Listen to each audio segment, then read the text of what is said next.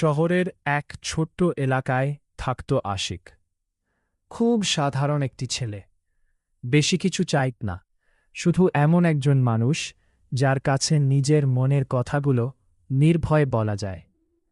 একদিন কলেজের সামনে আশিকের সঙ্গে পরিচয় হয় কাকুলির।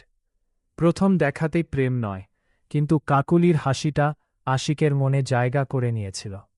দিন যেতে লাগল, কথা বাড়তে লাগল, কখনো ফোনে, কখনো মেসেজে, কখনো আবার দেখা করে দুজনের মধ্যে একটা সুন্দর বন্ধুত্ব তৈরি হল। একদিন কাকুলি বলল, আশিক, তুমি কি আমাকে সত্যি এটা বিশ্বাস করো? আশিক মুচকি হেসে বলল, তোমাকে বিশ্বাস করার জন্য আমার কোনো কারণ লাগে না। কাকুলি চুপ করে রইল। সেদিনই তাদের বন্ধুত্ব ভালোবাসায় পরিণত হল। ভালোবাসার দিনগুলো আশিক প্রতিদিন কাকুলির সঙ্গে কথা বলত। কাকুলির মন খারাপ হলে আশিক তাকে হাসানোর চেষ্টা করত। কাকুলি বলত, তুমি পাশে থাকলে আমার কোনো ভয় নেই।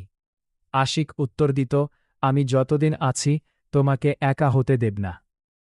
তাদের ভবিষ্যৎ নিয়ে অনেক স্বপ্ন ছিল। একসঙ্গে কোথাও ঘুরতে যাবে, নিজের একটা ছোট সংসার করবে, এমন কত পরিকল্পনা। কিন্তু সুখের সময় সব সময় একরকম থাকে না।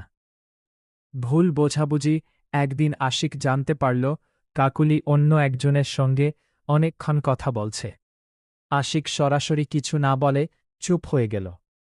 কাকুলি জিজ্ঞেস করল, তুমি আমার সঙ্গে ঠিকমতো কথা বলছে না কেন?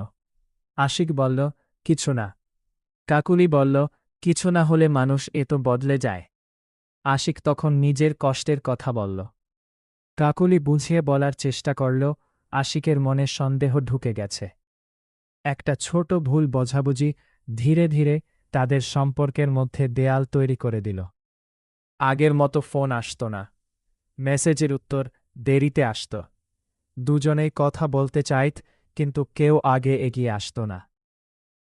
শেষ দেখা এক বিকেলে কাকুলি আশিককে দেখা করতে বলল। দুজন অনেকক্ষণ চুপ করে বসে রইল। শেষে কাকুলি বলল, আশিক, ভালোবাসা শুধু কাছে থাকার নাম নয়, কখনো কখনো বিশ্বাস করাটাও ভালোবাসা। আশিকের চোখে পানি চলে এলো। সে বলল, আমি তোমাকে হারাতে চাই না। কাকুলি ধীরে বলল, তাহলে আমাকে বিশ্বাস করো।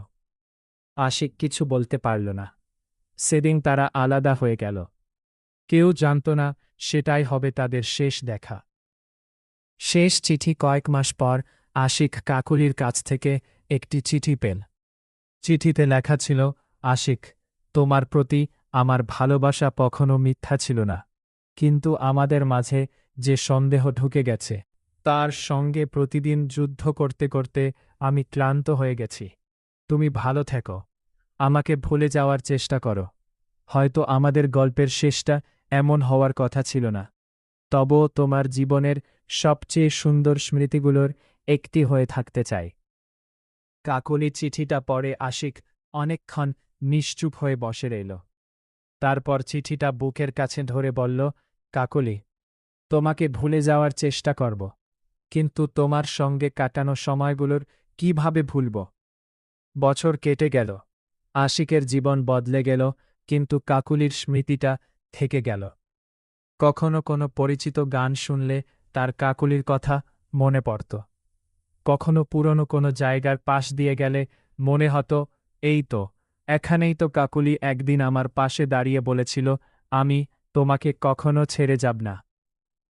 আশিক বুঝতে পারল, কিছু ভালোবাসা জীবনে থাকার জন্য আসে না।